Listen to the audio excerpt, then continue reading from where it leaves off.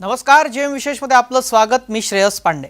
लोकसभा निवडणुकीच्या तिसऱ्या टप्प्यासाठी निवडणूक अर्ज मागे घ्यायचा सोमवारचा शेवटचा दिवस होता।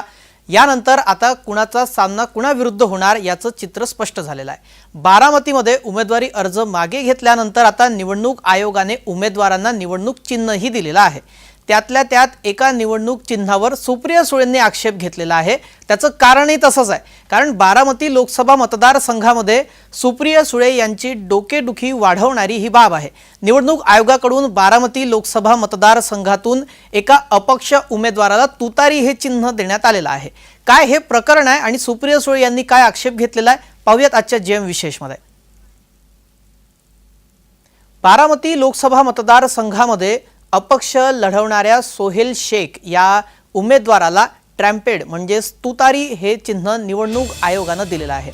मात्र या चिन्हाला सुप्रिया सुळेंकडून हरकत घेण्यात आलेली आहे। याबाबतचं पत्र देखील सुप्रिया सुळेंनी निवडणूक आयोगाला ईमेल केलेलं आहे आणि पाठवलेलं आहे। सुप्रिया सुळे यांच्या राष्ट्रवादी शरदचंद्र पवार पक्षाचं चिन्ह तुतारी फुंकणारा माणूस आहे, तर अपक्ष उमेदवाराला तुतारी चिन्ह देण्यात आलेलं आहे। त्यामुळे मतदारांचा गोंधळ होऊ शकतो असं सुप्रिया सुळे यांच्या लक्षात आलं। त्यामुळे निवडणूक आयोगाला पाठवलेल्या पत्रामध्ये त्यांनी तसं नमूदही केलेलं आहे। अपक्ष उमेदवाराला तुतारी चिन्ह दिल्यानंतर मतदारांचा गोंधळ होणार। हा गोंधळ टाळण्यासाठी चिन्हाचं मराठी नाव बदलावे, नावातील तुतारी हा शब्द बदलून त्याऐवजी दुसरा शब्द निवडणूक आयोगाने द्यावा अशी मागणी या पत्रामध्ये सुप्रिया सुळे यांच्या वतीने करण्यात आलेली आहे।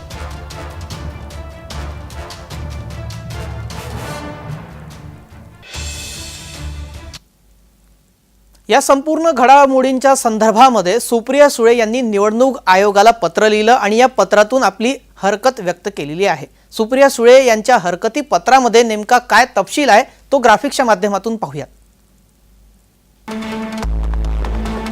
सुप्रिया सुळे यांनी जे पत्र निवडणूक आयोगाला लिहिलं त्या पत्रात काय लिहिलेलं आपण ते पाहतोय। सोमवारी 35 उमेदवारांची चिन्ह वाटपाबाबत आपण बैठक बोलावली होती। सदर बैठकीमध्ये आम्हास तुतारी फुंकणारा माणूस हे चिन्ह बहाल करण्यात आलं, परंतु अपक्ष उमेदवार सोहेल शेख यांना तुतारी चिन्ह वाटप करण्यात आलेलं आहे। सदर वाटपात आमचं हरकत आहे, आमची हरकत असल्याचं सुप्रिया सुळे यांनी या पत्रात नमूद केलं।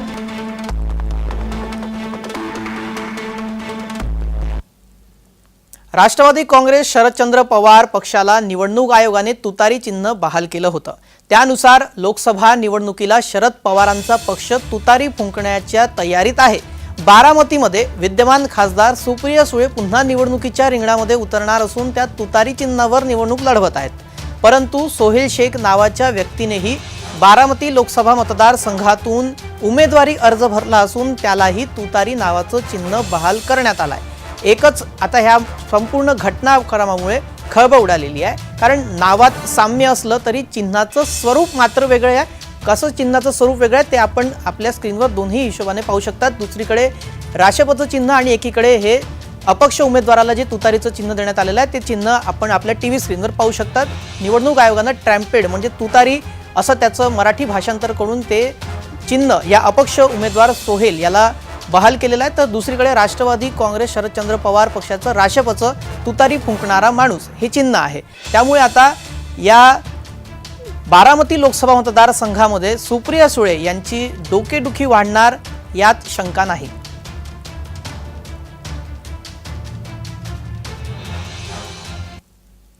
सुप्रिया सुळे यांनी आक्षेप नोंदवला होता, त्यावर आता निवडणूक आयोगाने सुद्धा स्पष्टीकरण दिलेलं आहे आणि हे आक्षेप फेटाळलेले आहेत। तुतारी चिन्ह आणि तुतारी वाजवणारा माणूस हे दोन वेगवेगळे चिन्ह असल्याचं स्पष्टीकरण निवडणूक आयोगाने दिलेलं आहे। बारामती लोकसभा मतदारसंघाच्या मुख्य निवडणूक अधिकारी कविता द्विवेदी यांनी परिपत्रक जारी करत सुप्रिया सुळे यांच्याकडून आलेल्या आक्षेपावर स्पष्टीकरण दिलं।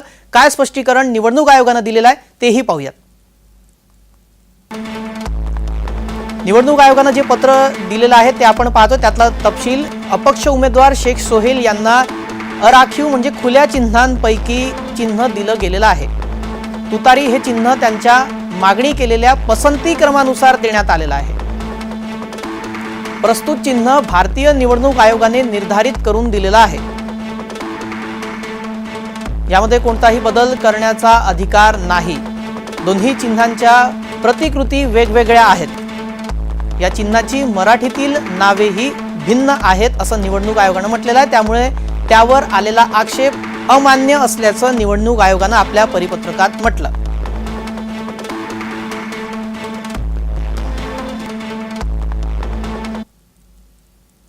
निवडणूक आयोगानुसार हे दोन्ही चिन्ह वेगळे आहेत, याची प्रतिकृती देखील वेगळी आहे। नाव जरी सारखं असलं तरी काय फरक आहे या दोन्ही चिन्हात तेही ग्राफिक्सच्या माध्यमातून पाहूयात। तुतारी हे चिन्ह राष्ट्रपती चिन्ह जे आपण डावीकडचं पाहतायत ते आहेत आणि तुतारी दुसरं जे चिन्ह आहे ते अपक्ष उमेदवाराचं चिन्ह आहे। हे दोन्ही चिन्ह दिसायला वेगवेगळे आहेत, नाव एक असलं तरीही मात्र राष्ट्रपतीचं जे चिन्ह आहे त्यामध्ये तुतारी फुंकणारा माणूस असं जे चिन्ह आहे, तर दुसरीकडे नुसती तुतारी अपक्ष उमेदवाराला हे चिन्ह निवडणूक आयोगानं बहाल केलेलं आहे। तर दिसायला हे चिन्ह वेगवेगळी आहेत, नाव एक असलं तरीही।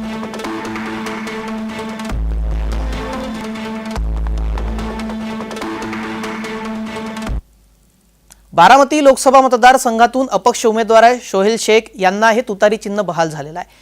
हे चिन्ह त्यांना ज्यावेळेला मिळालं त्यानंतर त्यांनी निवडणूक आयोगाच्या कार्यालयातून बाहेर येताच आपली प्रतिक्रिया देखील दिली। काय म्हणाले पाहूयात।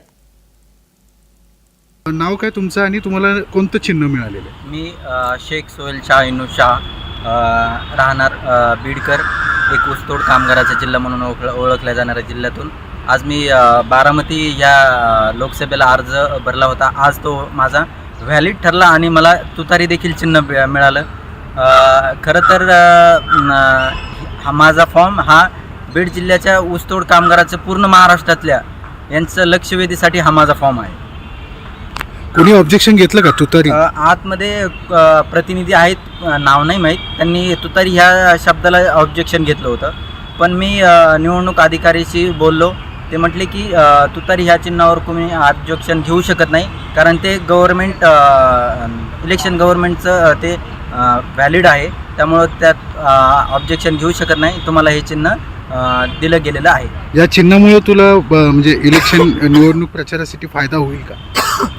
सर, फायदा होईल हा माझा हेतू नाही आहे, पण मला तुतारी ह्या चिन्हापासून प्रचार करायला खूप उत्स्फूर्त आहे मी, आणि भविष्यात मला त्याचा फायदा देखील होईल। बारामती लोकसभा मतदारसंघामध्ये नणंद सुप्रिया सुळे विरुद्ध भावजय सुनित्रा अजित पवार अशी लढत रंगणार आहे, म्हणून अवघ्या देशाचं लक्ष या मतदारसंघावर लागून राहिलेलं आहे। परंतु आता निवडणूक चिन्हाच्या घोळामुळे सुप्रिया सुळे यांच्या अडचणीत वाढ होण्याची भीती आहे। बारामती लोकसभा मतदारसंघासाठी अर्ज माघार घेण्याची शेवटची तारीख सोमवारी होती। 46 जणांनी उमेदवारी अर्ज भरला होता, त्यापैकी 8 जणांनी आपला अर्ज माघारी घेतला, तर 2 जणांचा अर्ज बादही करण्यात आला आहे। साधारण 36 उमेदवार निवडणुकीच्या रिंगणामध्ये आहेत, त्यापैकी सोहेल शेख हे मूळचे बीडचे राहणारे आहेत, परंतु त्यांनी बारामती लोकसभा मतदारसंघातून हा अर्ज भरलाय।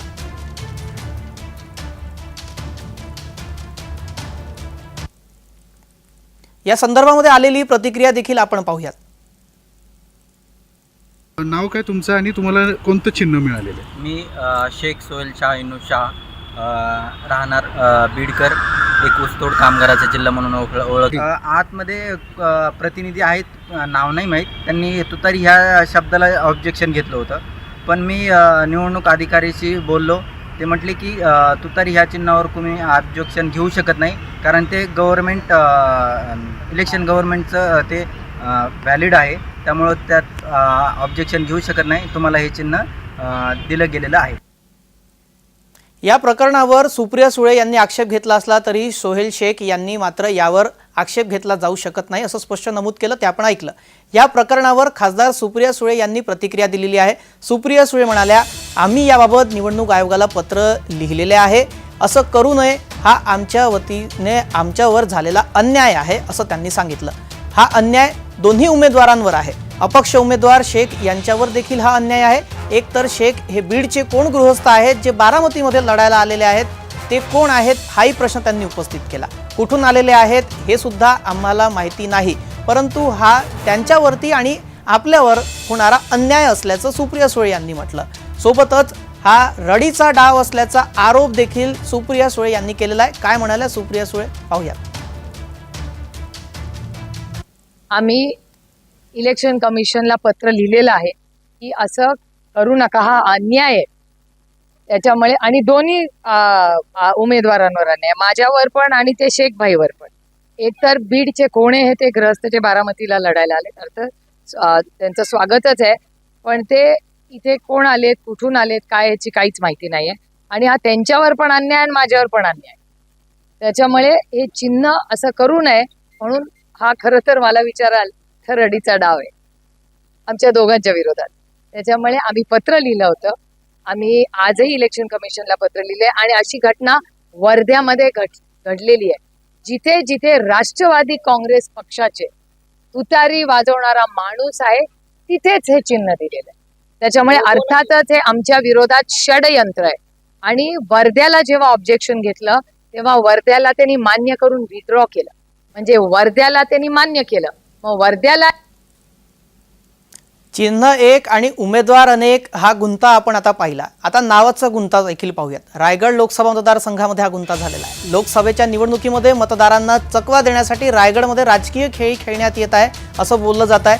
नावाशी साधर्म्य असणारे उमेदवार रिंगणात उतरवलेले आहेत. रायगडमध्ये 3 गीते 2 तटकरे आणि तटकरी यांनी अर्ज आपला भरलेला आहे. महायुतीकडून सुनील तटकरे आणि महाविकास आघाडीकडून अनंत गीते हे रायगडमध्ये यांची लढत होणार आहे. या दोन्ही प्रमुख उमेदवारांची नावाशी साधम्य नाव असलेल्या अन्य उमेदवारांनी अर्ज देखील इथं केल्यामुळे डोकेदुखी वाढलेली आहे. त्यामुळे अनंत गीते आणि सुनील तटकरे यांना आता फटका बसणार का हे निकालानंतरच स्पष्ट होणार आहे.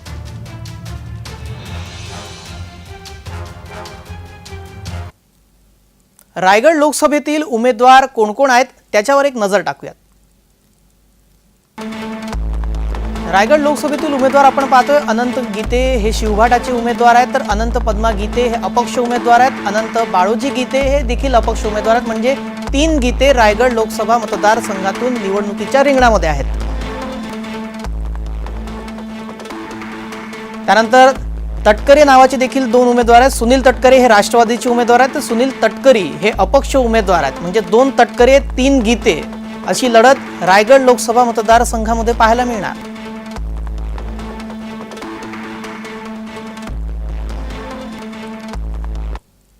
सुनील तटकरे यांनी 2014 मध्ये लोकसभा निवडणूक अनंत गीते यांच्या विरोधातच लढवली होती. त्यावेळी त्यांच्यासोबत सुनील तटकरे नावाचा दुसरा उमेदवार होता. त्याला 9,849 मते मिळाली होती. त्यामुळे तटकरेंचा अवघ्या 2,000 मतांनी पराभव झाला होता. तटकरेंच्या नावाची मते दुसऱ्या तटकरेंना मिळाली होती. त्यामुळे त्यांचा तटकरे यांना जबरी धक्का बसलेला होता. आता हाच धोका याही निवडणुकीमध्ये होण्याची शक्यता नाकारता येत नाही. त्यामुळे सुनील तटकरे आणि अनंत गीते यांच्या मागे हे समान नावाच्या व्यक्तींचा तिढा कायम असल्याचं दिसतंय. 1991 सालच्या निवडणुकीमध्ये हा प्रकार घडलेला होता. त्या निवडणुकीमध्ये शेकापचे उमेदवार दत्ता पाटील यांच्या नावाशी समान नाव असलेल्या आणखी एका दत्ता पाटील नावाच्या व्यक्तीला काँग्रेसनं उभं केलं होतं. त्याचाच फटका शेकापच्या दत्ता पाटील यांना बसला होता. अशीच खेळी यावेळी देखील खेळण्यात आलेली आहे का असा सवाल उपस्थित होतोय. त्यामुळे अनंत गीते आणि सुनील तटकरे यांना यावेळी काय फटका बसणार, नेमकं काय घडणार हे पाहणं महत्त्वाचं ठरणार आहे.